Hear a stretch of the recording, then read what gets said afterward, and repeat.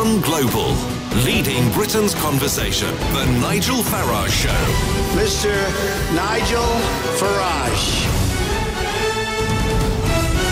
Thank you, Donald, and good evening, everybody. Well, for years, I think we'd looked at terrorist attacks going on, happening in France, happening in Belgium, and I think we kind of felt, maybe, just maybe, we were a little bit safer than the other countries because we had intelligence services that were on top of the problem. This year, of course, has come as a very rude shock to anybody who had that point of view.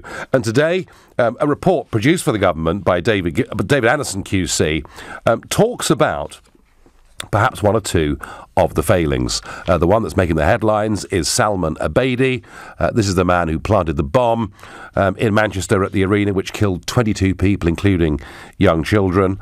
And he was someone that was known to the authorities, looked at a couple of times, but it's not just him, you see, because Khalid Masood, the Westminster bridge attacker, was also a former subject of interest, as indeed was Khurram Butt, one of the London bridge attackers. So we have a series of lists out there of people who we think are very dangerous, people who we think are less dangerous. To help us through this and to understand the scale of the problem that our intelligence services are facing, I'm being joined now by Margaret Gilmore, Senior Associate Fellow with the independent security think tank, the Royal United Services Institute. She's also the author of The Terrorist Hunters, and her specialist areas include government policy on counter-terrorism, intelligence and policing. Margaret, good evening. Good evening, Nigel. Thank you very much indeed for joining us. So tell me, this big report today given to the government about our intelligence situations and perhaps even being honest enough to talk about one or two potential failings, did it produce for you any surprises? No, it didn't produce any surprises at all. The profile of the terrorists, when there's an attack, sometimes people like you come on and say, what do you think's going on? And you're pushing in a speculative area. And I often say that I wouldn't be surprised at all if this was somebody who'd been on the radar, who maybe had been dabbled with petty crime or was known as a radical, and at some point had come to the attention of the authorities, and now suddenly they're carrying out attacks. So surprises, no, not at all. Was there perhaps a blunder with Salman Abedi in that when he left the country to go back to Libya, he was not put on a list, so that when he returned just 4 days before he planted that bomb, we didn't stop him and ask him questions? Yeah, I have a problem with, saying it's a blunder. I think the most important thing, and I'm really impressed with some of the families who this evening are coming out and saying this, is that the people who carried out this attack are not our security services and our authorities, who are absolutely doing their best and who were gutted when it got through. The people who are to blame for these attacks are the terrorists. Hindsight, however, is a very powerful thing. And hindsight does tell us that in the case of Manchester, with the intelligence that came in, it should have perhaps led to a different reaction, a new investigation into this guy Abedi who carried out this particular atrocity. And that's the area they've got to look at. You have to review it when you have these things that do get through, however many don't, and you have to look and say there must be another way. I certainly wasn't trying to put any blame on the intelligence services, but I'm wondering whether they have sufficient powers. Tell me, Margaret, can you explain to people what the lists are? Well, what they have is they have a list of about some 20,000, and they're open about this, they told us about it. They have a list of about 20,000 people who they know are extreme and have extreme views, but who they don't have intelligence on that's suggesting that they're about to carry out an attack. Then they have another list of, and some of those are for follow-up later. Just keep an eye on them and let's every now and again go through that list and look at them again. Then they have the list of 3,000. These are people they know are extreme. They have maybe been part of the network of people who have become terrorists. They're people who maybe have a tendency to violence. There's more than one thing that makes them something on the list go ping. Maybe even a teacher, somebody at university, nasty, maybe they've been in prison mixing with the wrong type of people, and so the 2 or 3 elements which say tendency to violence, very extreme, needs watching. And these people have slipped in and out. Some of these people in the attacks this year have slipped in and out of that category. They're followed up on occasion, and then they're not followed up. But I think the key thing is you were asking, your question was, do they need more powers? Yes. I'm not sure that they need more powers. I think they have to be more intelligent in the way they are looking at the intelligence that comes in, if you see what I mean. There were signs there that, had they looked at it differently, would have led them to say, actually, this guy has got to be on our radar. He should have gone ping red when he came back into the country from Libya, and he didn't. So I think that if I were sitting in MI5 tonight, I would be saying to myself, look, we've got to find ways of looking and assessing what comes in and getting the right people. Because, Nigel, look at the number of people who actually do carry out terrorist attacks. You know, less than 100, looking at the past few years, a very, very small number. So they have to be looking again at how they can pick those ones out from the 3,000 and from the 20,000. So assessing in a different type of way. There are some people out there. I mean, Richard Kemp, for example, former UK military commander, has made the argument that we simply haven't got the resources, the money, the people to constantly monitor, particularly the 3,000 people that are on this list. And he's come to the view, and others have as well, that, I'm not saying I subscribe to this, but there is an argument that says, actually, these people should all be locked up right now, no questions asked. How do you respond when people put forward that argument? Because what happens the day someone comes and says, hey, Nigel Farage or Margaret Gilmore, I've got information that they're a terrorist, and the authorities say, OK, no questions asked, we'll lock them away, we wouldn't feel very happy about it. So I think we live in a democracy, and we have to go through, due process. Yeah, exactly. You can't just lock people away like that. So, of course, I don't agree with that. But I do think they have got to, in this modern world when, we've sent people to the moon and rockets to Mars, there has to be a way of looking and analysing what comes in about people, looking at their behaviour in a more intelligent kind of way. And resources have to go into that. And yes, you can't follow everybody, nor can you train people up to do that overnight. But I think that we have to look at resourcing again and the type of way we do treat those people, the 3,000 on the list. And finally, on the hot list, as it were. And finally, you're confident that our security services are doing the best job they possibly can?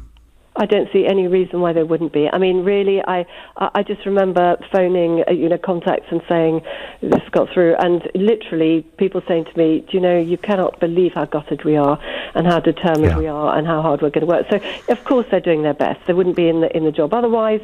But I think that when things like this happen, they can't just say, just go on as normal. It's not business as usual. They've got to find other ways, and they'll be trying to do that today. Margaret Gilmore, thank you very much indeed for joining me, and Margaret making the point that they were absolutely gutted that this had happened. I'm going to go to Alan in Aberdeen next, who's got a very interesting story. Alan, good evening. Hiya, Nigel. Thank you for taking my call. Not at all. Right, tell us your story, Alan. I was a sniper volunteer with the Kurdish Peshmerga for 2 years. Yep. Fighting against ISIS. Yep. And the Kurdish Peshmerga security services warned the UK and Europe over 3 years ago about all this that's going on just now. They told them about returning ISIS, returning Daesh to Europe and the UK. Why, Nigel, have we got 450 plus that we know of returning ISIS? I know. Sorry, but Nigel, we are treating these people as if they've been on a package all day. Not that they've been away committing mass murder, mass rape, mass child molestation, and we are allowing them to walk our streets. Do you know something, Nigel? Returning ISIS to this country are getting less harassment than I get from the UK security services, and I'm not joking. Alan, I have heard stories of people like you who've been out fighting against ISIS, who have been called in for extensive questioning and virtually treated as suspects. Listen, they tried to get me last year, Nigel. Their whole questioning was, as a Peshmerga sniper, I was involved in the Bashikar Mosul offensive. The the whole concern of the UK security was how many ISIS have you killed? How many Daesh have you killed? That's their whole concern. And Alan, how did you answer that question? I basically said, self-defence, mate. What are you going to do?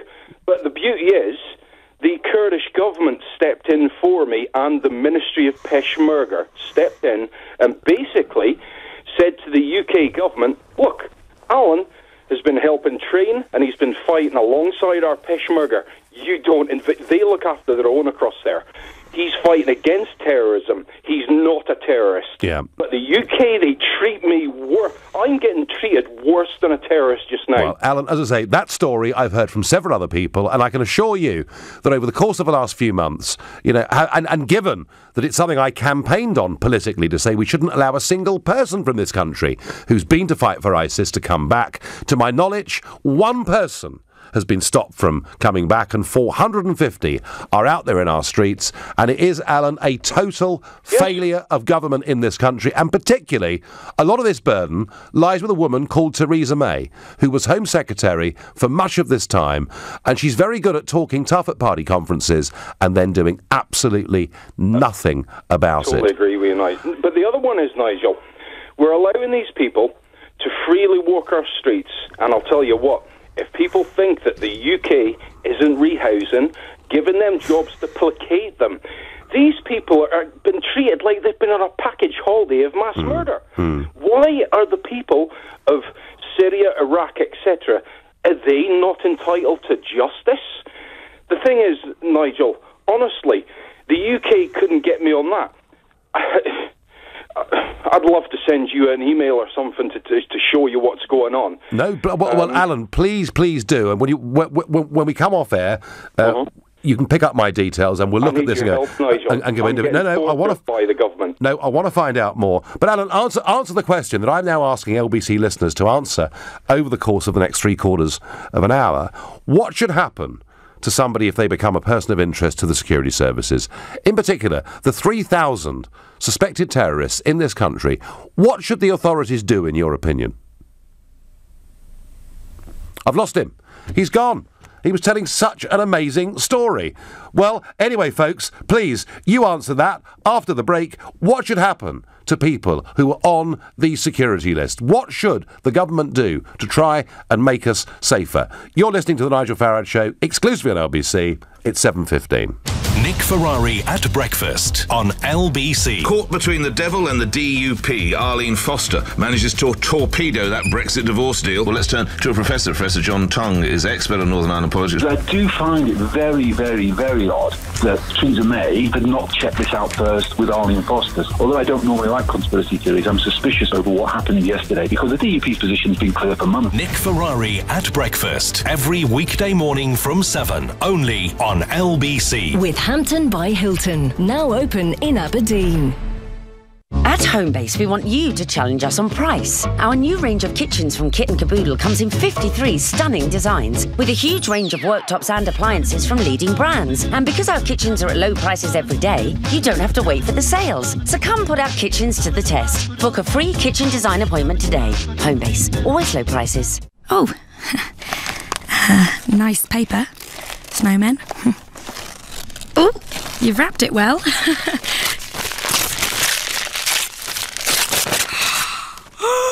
No way! I have wanted this fitness tracker for ages. How did you know? Surprise them with something thoughtful this Christmas. Free delivery on over 10 million new items. From the sharpest fashion to the techiest tech.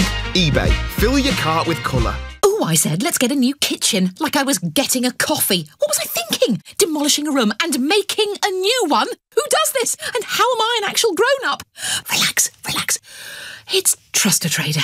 Just type in your postcode, what you need, and bam, local tradespeople appear. All who know what they're doing, for realsies. Oh, maybe I should get a new bathroom too. And a dress-up room. And a room for the kittens. Visit trustatrader.com. Trustatrader.com. Because life should be more open to adventure. The Jeep Black Friday offer runs from now till December 31st. With the Jeep Renegade Longitude for just $195 a month, plus $1,775 initial rental, including touchscreen, Bluetooth and sat-nav. So escape Black Friday. Your adventure awaits at jeep.co.uk. Personal contract hire. Jeep Renegade 1.6 Multi-Jet Longitude Manual. 48-month term. 8,000 miles per annum until December 31st, 2017. Subject to status and stock availability. Participating dealers only. He just loves the ducks, does Charlie. How they come right up to us when we feed them. There's one we call Jemima who keeps the others in line. She's just like your mum, I tell him. He needn't know I didn't get out at all last week. Let me throw us a sore, I could hardly get a cup of tea down. Not that I could taste it anyway. See, I might have cancer, but the most important thing is that I'm his granddad. A granddad with cancer is still a granddad. We're here to support you, because life with cancer is still life, and we're here to help you live it. We are Macmillan Cancer Support. Could your business benefit from cloud accounting? Sage Business Cloud. Get paid faster by issuing invoices on the move. Complete your VAT return in seconds. And link your bank account for a real-time picture of your business finances. See how Sage Business Cloud can benefit your business with a free 30-day trial of Sage Accounting. Visit sage.co.uk/free trial. Sage Business Cloud. Helping you manage everything from money to people. Be Sage. Build on. The Nigel Farage Show on LBC. Call 0345 6060 973. A government report tells us that Salman Abedi, the Manchester bomber, was known to the authorities and investigated twice. It also tells us that one of the London Bridge attackers was known to the authorities, and indeed the Westminster Bridge attacker had been looked at several times. And I'm asking you, what do you think should happen to these people once they become people of interest to our security services? And to be clear, there are 3,000 people on that suspected terrorist list in terms of their contacts, and 20,000 people that have been looked at and investigated because of their links. And if you think at least the 3,000 should be locked up immediately, then call me on 0345 6060 973.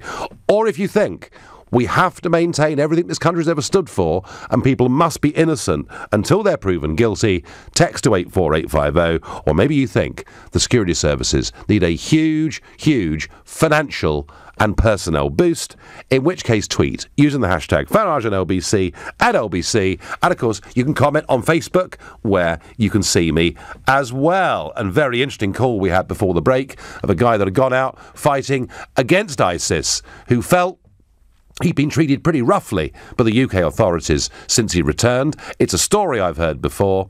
And I have to say, one of the ways we answer this question is border controls are at the heart of all of this. How, why have we allowed 450 brutalised ISIS fighters back into our country? And why was Salman Abedi not picked up 4 days before he committed that atrocity in Manchester as he came back into this country from Libya? Plenty of lovely, airy-fairy ideas about free movement of people in Europe and all over the world, but it doesn't work, it doesn't wash in an age of international terrorism. Border controls matter, and if the price of making us a bit safer is it takes all of us a little bit longer to get through Dover, then my view would be, so be it. Omar is calling me from East Ham. Good evening, Omar. Hello there, Nigel. Thank you for taking my call. To answer your question, if we've got around 20,000 people who did go abroad and fight for ISIS and they are returning to the UK, it's not that many, Omar. I believe that they're. It's not that many. Let me just do the numbers again. It's 450 returned ISIS fighters. It's 3,000 people on a suspect terrorist list because of their direct connection with ISIS type people, and it's 20,000 people connected or linked in some way to bad people. So they are the numbers.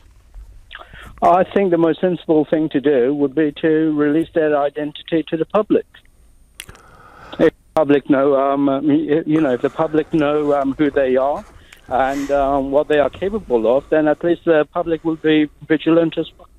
The public will be vigilant. The trouble, Omar, is supposing there is a chap who's on the 20,000 who has been involved in small-time crime, perhaps has been in prison a couple of times, and may not be a particularly good egg, but is not actually a terrorist. And we announce, Omar, the name of the street on a big Sheffield council estate where he lives and the number of the house. What do you think is going to happen to him?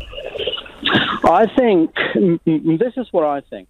If the person is, and let's say he's been involved with petty crime in the past, and let's suppose that he is really trying his best to turn over a leaf, get a job, stay on the straight line, he's naturally going to stay out of trouble. Okay, and I think that the neighbours around him, they will notice it as well. But if he is constantly, trying to get involved with organisations that's going to bring trouble to our streets, okay, the neighbours will also pick that up too. So I think what we have to do is just, trust the judgment of the public. So you wouldn't fear, Omar, sort of vigilante-style actions, the risk of a house being firebombed or something like that? I think what we need to do is that we need to we need to inform the public that, listen, these guys have been involved in not have been involved, but let's say we inform the person who is on the watch list and that, listen, we're going to release your identity to the public, okay? And the thing is that we just take the judgment of the and we just rely on the public to make a good judgment. All right, Omar, no, you've made your point. Release their identities and let what some would call natural justice take its course. That's the view of Omar from East Ham. And look, folks, I'm beginning to sound a bit like a softie on this show tonight. I'm not. It was me in 2014 who said publicly I felt we had a fifth column living within our country. People who were born here, raised here, have our passports and yet wish to destroy our way of life, wish to kill us. I mean, you'd have thought I was the most evil person that had lived on European soil for 75 years for daring even to say this. I am not soft on this subject, but I have to say I do disagree fundamentally with Omar. Not every one of those 20,000 is a terrorist, all right? Some of them, sadly, are. But if you release people's identities, goodness only knows what the consequences of that would be. That really worries me. Sean is calling me from Wolverhampton. Good evening, Sean. Hi, Nigel. So, Sean, new caller to the show. What would you do? I think the government at the moment is playing long ball on the situation. What I mean by that is the services are actually sort of following these people, trying to gain intelligence on these people. But the problem is they're losing them, and then they go out and cause these problems like the Manchester attacks, the London attacks. Yeah. They're playing the long ball in the situation. I believe what they should do is bring these people in, interrogate them. If they feel that, these people are a threat, interrogate them, obviously get the information they need to get, obviously then put the power in place to watch them, follow them then. But I just feel we're going about things wrong at this moment in time. I really are, because what we're doing is putting British people's lives at risk. I mean, I go to Luton quite a lot, and I can tell you now, Luton is a no-go area sometimes. Is it as bad? Is it really as bad as that, Sean? It is. It is a non-go area sometimes. You go down at night time, and you feel as a white British male, I feel out of place.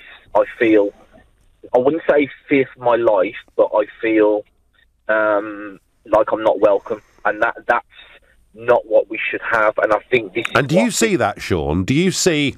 And I understand what you're talking about. You're talking about ghettoisation that's occurred in some of our towns and cities, and it certainly has. Do you feel that's a breeding ground for extremism? I think I do quite a lot of work in the Asian, the Islamic community through my work, and I just get a general feel sometimes that the younger youth have got nothing to do other than to listen to people like this, because it gives them hope. And I think we're just not doing nothing about it. We're shutting down community centres. there's a lot of different things that Theresa May is putting forward that's causing issues in this country for the youth going forward. Sean, where I agree with you is I think irresponsible immigration policies, a lack of integration, has in fact bred an environment in which there are many parts of the Muslim country, population in this country living in areas with the lowest levels of employment, etc., and they are environments in which bad ideologies can take off. But I mean, the trouble is, that's something we've got wrong over the last couple of decades. Not easy to deal with now, completely overnight. What do you think, Sean, of the argument that some put that we should lock up the 3,000 people on that suspected terrorist list? I think that we should build a jail that can hold these people, and if they meet certain criteria that maybe someone's put together to say, yes, this person meets this criteria, they should be put in that jail together, isolation, not mixing with the public. What I mean by the general public in congregating together in the jail, I mean they should be segregated. And then, obviously, that's what I just think they should do, because at the end of the day, they're out on the street. I could go out tomorrow to Birmingham, my local ball ring, and it could happen, and that's people's lives being affected. All right, Sean, thank you. Sean making some very strong points. He feels parts of Luton effectively are no-go areas. I'm not sure that's true, but hey, wouldn't it be worth visiting and actually finding out, I think, and doing a bit of real journalism on it. Sean, he's gone now, but he's wrong. The idea that you take these 3,000 people, you put them in a purpose-built prison, do you know what would happen? You'd make them worse, not better. We did this with over 300 people who were connected to the uprising, the Irish nationalist uprising in Dublin in 1916. We chucked them into a camp in Wales where they were all together, and whilst they were there, they had a brilliant idea, and they formed the Irish Republican Army. Segregating people of similar views and putting them in prison makes them worse. I get on Twitter, where would we get the extra 3,000 prison places from? Well, that's a good point, because the prisons are full, but I'm sure if we had the will, we could find it. Nigel, I think everyone on the security list should be tagged. Simple, says Angela. Well, in some ways, it's a bit surprising, given the world we're living in, that they're not tagged, isn't it? At least I think so. You're listening to The Nigel Farage Show, exclusively on LBC. It's 7:30 and time for the news with Maura Alderson. A report out today has found the Manchester terror attack might have been stopped had fresh intelligence at the start of this year been handled differently. A review's looked at how authorities handled 4 strikes by terrorists in the UK this year.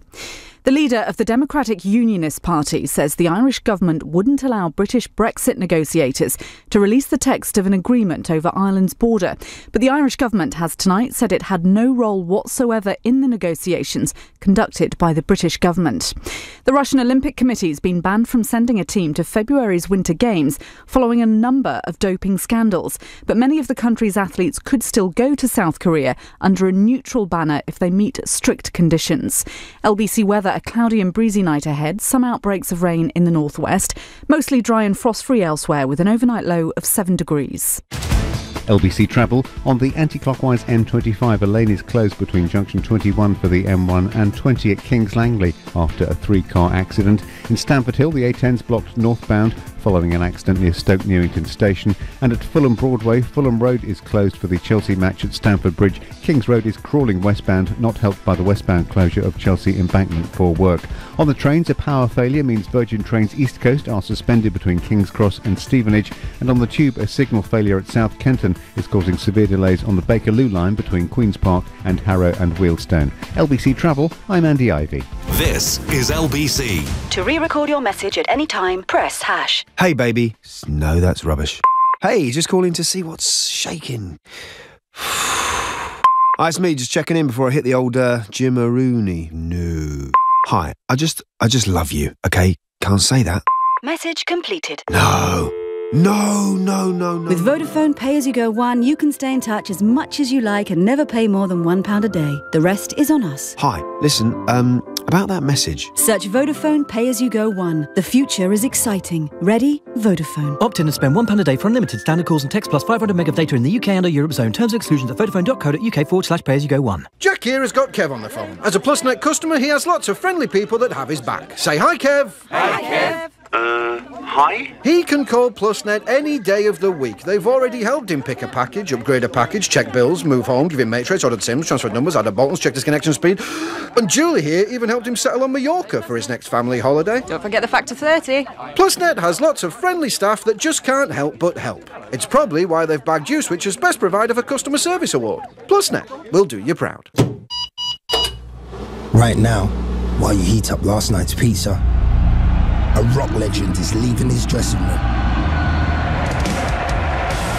There's a stadium out there buzzing with anticipation. And the world champion ready for the starting bell. So, what are you waiting for? Buy and sell tickets to your favourite events on StubHub.co.uk.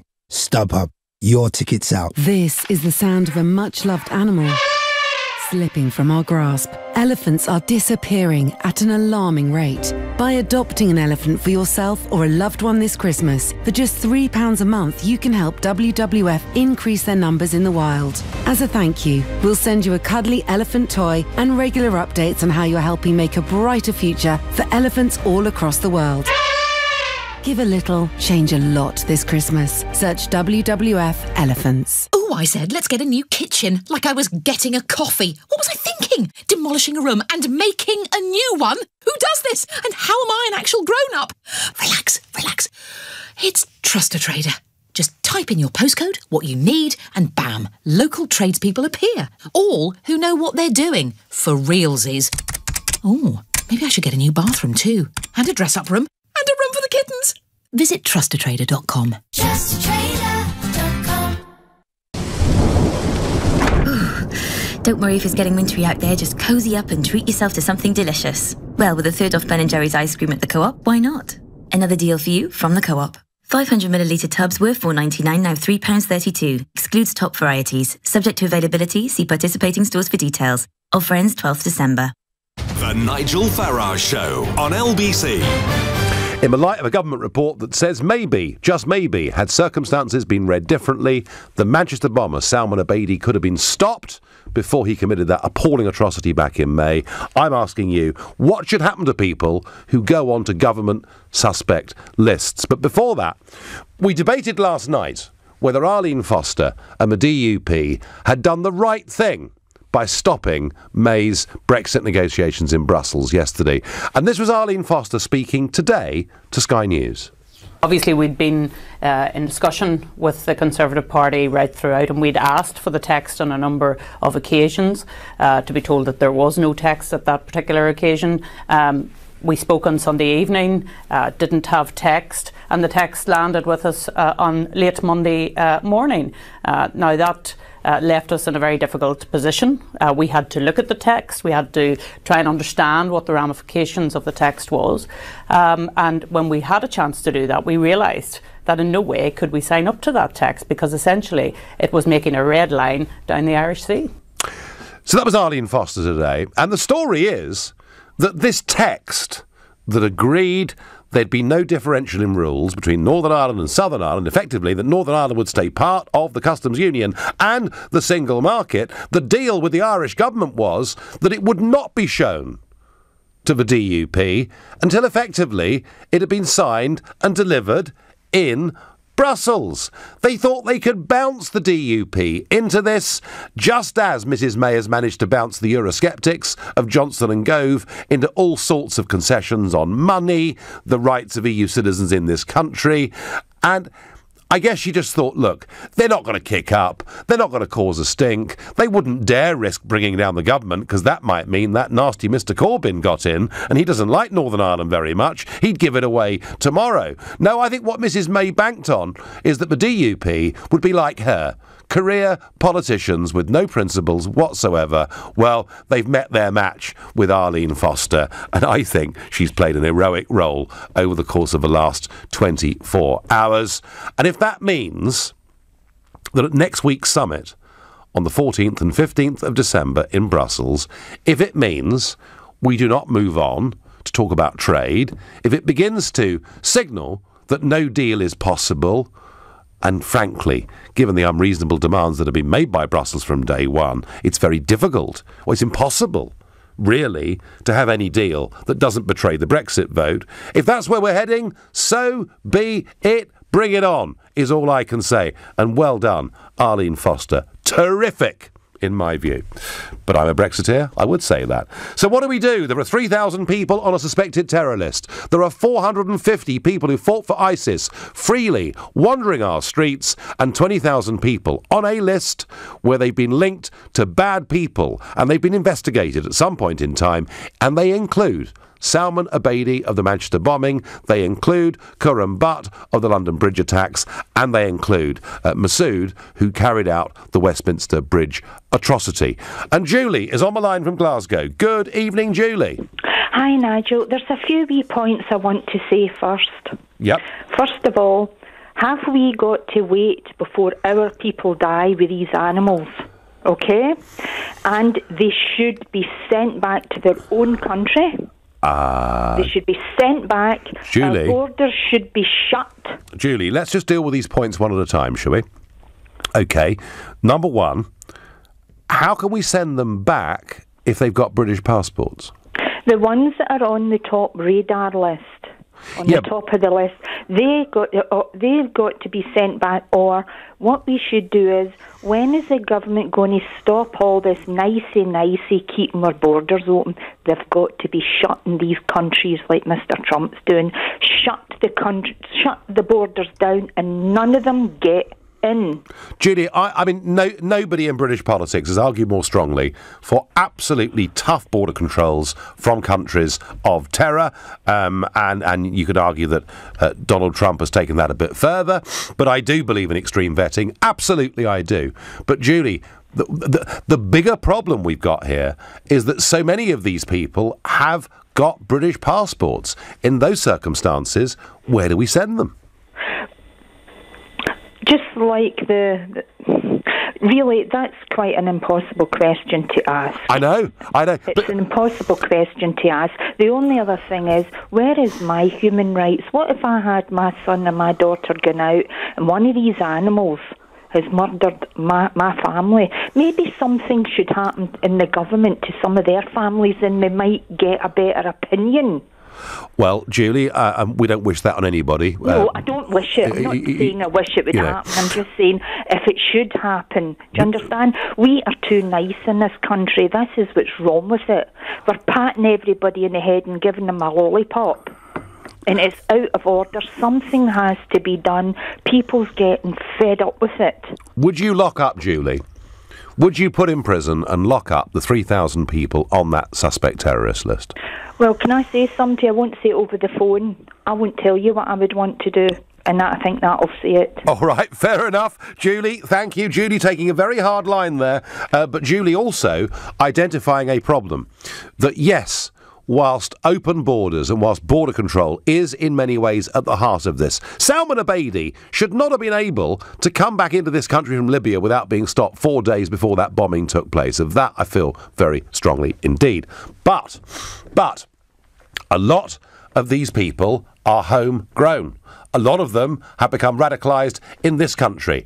They become radicalised in schools. They become radicalised in bad mosques. They become radicalised in our prisons. Now one of the primary places for the radicalisation of people. Indeed, the Westminster Bridge attacker was radicalised in a prison in Norfolk. And I've always thought that if radicalisation is taking place in schools and prisons, which the state runs, surely we could make a better job of it. But it doesn't get away from the fact, and I'll say this to Julie, who's just gone, and all the rest of you, you can't deport people to where they come from if they come from here. And it is part of this problem. Loads of messages. Gordon says, more border controls will stop all of this. Jill says, I think that the recruitment procedures for the security services needs examination. Not sure I agree with that, Jill. I still think, from what I know of it, that we're doing a very good job dealing with what is a huge problem. And one thing that the Cabinet were told today by the head of MI5 is that 9 major attacks were stopped this year. Thank goodness, and I do have no reason not to believe that to be true. Pauline says they should be deported or imprisoned, but I'm afraid the human rights lawyers would have a field day, costing the taxpayers millions. Well, Pauline, of course, it's very difficult to deport people under European human rights legislation, something that Brexit could make a little bit clearer, although under this Prime Minister, not, I would have thought, much chance of that. And Jamie says, if the police suspect people of planning terrorism, then they should be able to access phones and social media and whatever it takes to stop the criminals committing a crime. Jamie, they do that already. Already, there is a huge amount of monitoring on social media and telephones and all of the rest of it. In fact, if you remember, one of the arguments after the Westminster Bridge attack was that the attacker was contacting people on WhatsApp, and should that be available to the security services or shouldn't it? Or shouldn't it? And that debate took place much earlier this year. Alex is a new caller from Leeds. Alex, it's a thorny question, this, isn't it? What do we do about the people on these lists? Well, to be fair, I think the whole problem comes down to communities. Like, if you don't know your own neighbour, how do you know who? Do you know what I mean? You don't know anything about them. So when people like Tommy Robinson have made their name from having Luton just completely overtaken or taken over by a certain demographic, which is fine, I've got nothing against immigration, I think it's a good thing. But when you have it in such high numbers, you can't plan for places, you can't plan for NHS, you can't plan for school places, police officers, and it goes on and on and on. So the problem is trying to control the amount of people coming in so people don't feel like they need to either live with their own or they resent the people coming in, because that's where we are at the moment. If people, even if they're coming from a different country, most people in the UK I know would want to speak to them and find out who they are, but they don't get the opportunity because there's so many people now living in like almost ghettos of their own type, if you like. Divided communities, Alex, and I absolutely agree with that. We have got very divided communities, and I accept that has been a contributory factor to much of what is effectively, in this case, homegrown, some's imported, but a lot of it's homegrown terrorism. But Alex, what do we actually do about the people on these lists right now today? I'm not advocating locking them up, because then that goes towards the police state. I don't want to go into town and go through a checkpoint, you know what I mean? And that's not a life I want to live, to be honest with you. No. However, with the people that are on the list now, like the sexual offenders list, which is, I think that is that public, you can go and look up who's been, I don't know, done something naughty in a sexual way. They should do that type of thing, not put their address up, not do everybody, but if there's someone in your local area, their mugshot's there and their name, nothing else, not any details, so people can go on, because then the anonymity of what that person is doing is then being blown up. So not like a bit like exposure. If you know who it is, no one's going to want to talk to them. One, if they are doing the terrorism stuff, that's a link, and then they're going to be brought into it. And then, you know, that kind of like peer pressure, but I'm not advocating going out their house and stabbing them all. No, quite. You know, none of that horrible stuff. But if their face was there, a bit like in the dock, where you can see people that the police are currently after and people that are being prosecuted. OK, Alex, you're the second person that's advocated that. Publicise who they are, not necessarily where they live, publicise who they are so that people can keep an eye on them. I'm not convinced it's an argument that works, but hey, at least 2 of you tonight have advocated that. You're listening to The Nigel Farage Show, exclusively on LBC. It's 7:45. Coming up at 8 on LBC, Clive Bull. As Theresa May struggles to get her Brexit deal back on track, Labour says the whole thing is embarrassing. Are they right to call it a shambles? Clive Bull on LBC. Tower here. You are clear for takeoff, Captain. Hello? Hello? Cabin crew Ken here. Can I help? Where's the pilot? He's off, madam. Where's the co-pilot? He's off too, madam. You're grounded then. Don't let your business get stuck on the runway. Whosoff.com, the easy-to-use online staff leave planner. Start your free trial today at whosoff.com. Ken, are you still there? Of course. Cabin crew Ken loves whosoff.com. Sky TV customers, join us this Christmas on the Sky Sports Premier League channel for up to 25 live games. What a strike. It's absolutely brilliant. We've got huge clashes as Man City battle United at Old Trafford. Two big shot managers.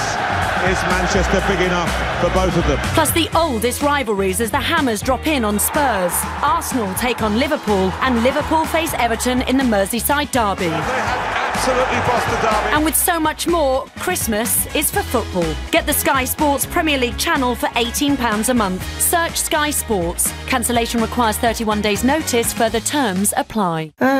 Dairy milk? Oof, double-decker. Maybe a crunchy. Double-decker, crunchy. Dairy milk. I can't decide. Cadbury's medium Santa selection boxes are £1.50 at the Co-op. Which treat will you pick? Christmas is coming together at the Co-op. Subject to availability, see participating stores for details. Offer ends 2nd of January 2018. Jack here has got Kev on the phone. As a PlusNet customer, he has lots of friendly people that have his back. Say hi, Kev. Hi, Kev. Hi? He can call PlusNet any day of the week. They've already helped him pick a package, upgrade a package, check bills, move home, give him matrix, ordered SIMs, transferred numbers, added buttons, checked his connection speed. And Julie here even helped him settle on Mallorca for his next family holiday. Don't forget the factor 30. PlusNet has lots of friendly staff that just can't help but help. It's probably why they've bagged U-Switch as Best Provider for Customer Service Award. PlusNet will do you proud. At this time of year, there's always one person who's difficult to buy for. That person that seems to have everything. If you're looking for something truly unique this Christmas, then Weber has the gift for you. The Weber iGrill, the thermometer that ensures you serve perfectly cooked food every time.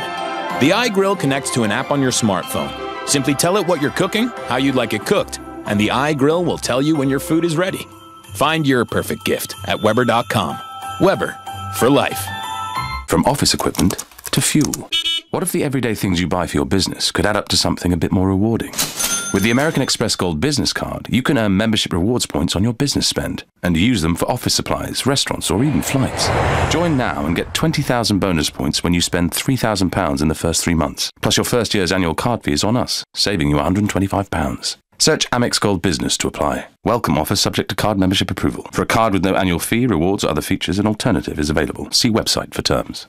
The Nigel Farage Show on LBC.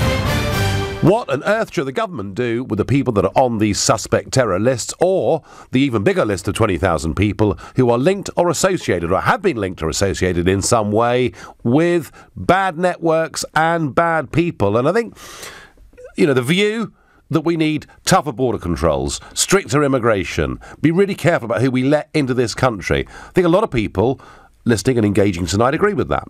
I think the idea that it's completely nuts that we've let back 450 people who've been fighting for ISIS back into Britain. Also, I've met with a fair degree of agreement tonight. What nobody can solve for me is what to do with British-born and raised jihadis who own a UK passport. And we can talk about some of the reasons that have caused this, but what to do about it is a hell of a problem. And I know there are people out there that think simply lock them all up. And it's tempting to think that's right. But not only does it go against every fundamental principle of justice in this country, it also risks alienating a huge section of moderate Muslims within Britain. And that's why I've always been against it. But I'm all for 24/7 surveillance. I'm all for us being very, very strict indeed in terms of our monitoring of these people. And I haven't got a problem with tagging people who are on a suspect terrorist list. I just think locking people up without absolutely knowing they've done something wrong, I think it brings big risks with it. But hey, maybe you think I've just become a bit of a softie. I don't know. Nathan is a new caller from Hull. Nathan, good evening. Good evening, Nigel. Lovely to speak to you. Lovely to speak to you. So what do you think, Nathan? Well, my argument is I think everybody is tagged. Everyone has got a mobile phone, and everyone is tracked. No matter where you go, everyone is tracked. Yes. And number two, it's not about the people who we do know about, who the intelligence services do know about. It's people that don't know about. Now, I'm a long-distance lorry driver, and I go into Europe quite a few times, and you can get from Calais across on the shuttle without going through any border checks. Sorry, you can do that. So you drive your lorry, yep, onto the shuttle, yeah, yep. And there are 4 shuttles an hour, aren't they, going virtually 24 hours a day? Yeah, yeah. So you're saying to me that you get to you get to the terminal just outside Calais, you tap a code in that's your booking number or whatever it is, and you're straight onto that shuttle, yeah? Yeah, you go through the border where they check your passport, but only once have I been called into the scanner, and it is up to yourself whether or not you go and go through the dog section. I take it you'll know that. You'll know that area if you've been through there. Well, I go through, Nathan. I go through in a private car on a regular basis. I've never been through in a lorry, I have to say. Yeah. Well, I've drove up the A1, the M1, and parked in laybys. Most recently was when I parked up outside Muscombe Services, and there was a foreign registered truck, and he had an immigrant in the back, a legal immigrant, and the police. We were speaking to the police officer, and he said we can't do anything because he's under the age of 18. That's what he's told us. Now, to me, he didn't look under the age of 18. Oh, but yeah. as soon as he says he's under the age of 18, Yeah, they're under 18, then they're put into care, they're given refugee status, and they've got away with it, haven't they? Yeah, and they get a British passport, and then how long before they're committing an attack like they did at Manchester? Yeah, so Nathan, your argument actually is some of these people with passports aren't necessarily homegrown, but we've just been too weak in dealing with them. Nathan, the whole business of child refugees from Calais, many of whom, when I've seen their photograph, look like prop forwards who could be in their mid-30s, has made me angry for a long time. And of course there was one of those who was under 18, of course, who tried to blow up the London Underground not so long ago. Nathan, what can we do? What can we do? And I mean, last time I looked at it, something like 12,000 lorries a day coming through Calais and into Folkestone and Dover. What can we practically do to protect ourselves from bad people getting in your view? Well, personally, I believe that your average UK registered truck and your average UK driver, it's in his best interest not to allow these immigrants in the back of his truck. Now, I check everything. I get inside the trailer, and that's just before I'm boarding. Yep. And if I'm not happy with something, I'm not happy. I mean, we've got lorries trailers, which are parked up with slashes in the roof, where they've jumped on the roof and tried to slot down. You know, this is the thing, but I don't really think there should be a lot of checks, obviously, on the UK trucks. I think 1 in 10 should be checked, because the UK trucks aren't necessarily going to bring them over. And 1 in 10, Nathan, from the stories you're telling me, would represent a big increase on where we are now. Yeah, especially. Well, I reckon with the foreign registered trucks, maybe you should check more, because you don't know their backgrounds. You don't know. No, Nathan, listen, that's all very, very interesting indeed. And let me ask you very quickly. You know, we've got some people coming into Britain through routes that you're talking about. We've got homegrown jihadis. What would you do, Nathan, with the 3,000 people on that suspect terror list? It's a difficult subject, really, because you can't lock them up, because, like we all know, in prisons now, they get together, they form little groups, and that's where they become radicalised. Even the moderate Muslims become radicalised.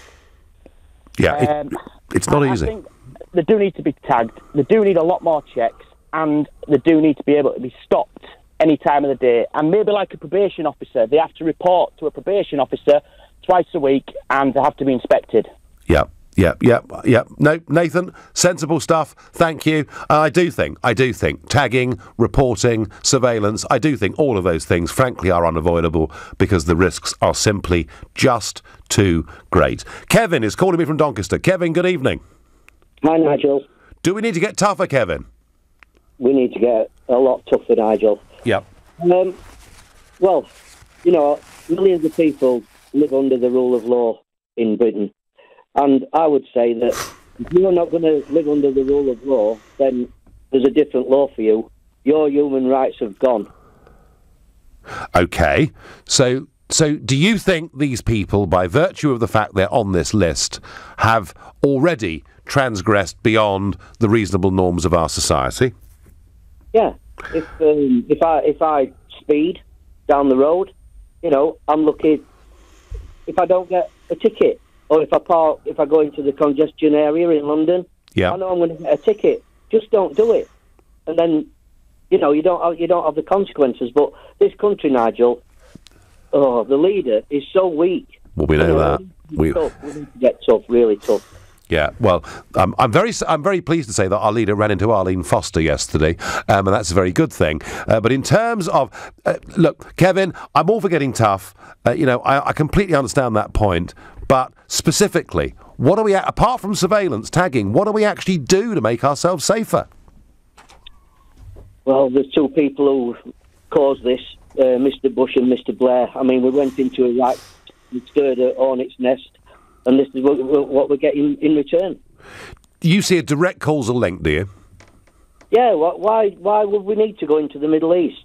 Why did we go into the Middle East? Because it's even a worse mess now than when we went in. It's a little bit difficult, Kevin, listening to that, to disagree with you. I do agree with you. Thank you. Kevin's right. Whatever we did in Iraq and Afghanistan, if you remember, Mr. Blair told us it would make the streets of London safer.